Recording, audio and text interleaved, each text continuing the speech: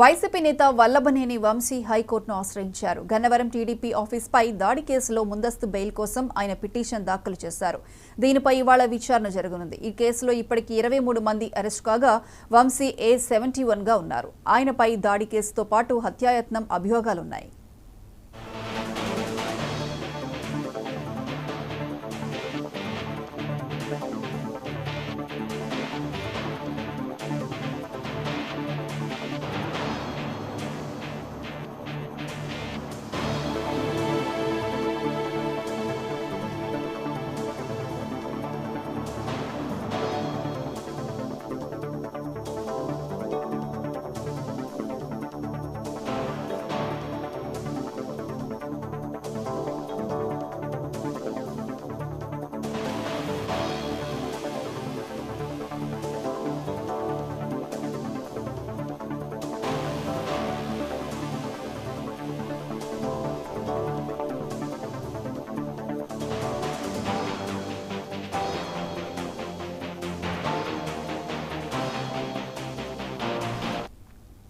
YCP నేత వల్లభనేని వంశీ హైకోర్టును ఆశ్రయించారు. గన్నవరం టీడీపీ ఆఫీస్పై దాడి కేసులో ముందస్తు బెయిల్ కోసం ఆయన పిటిషన్ దాఖలు చేశారు.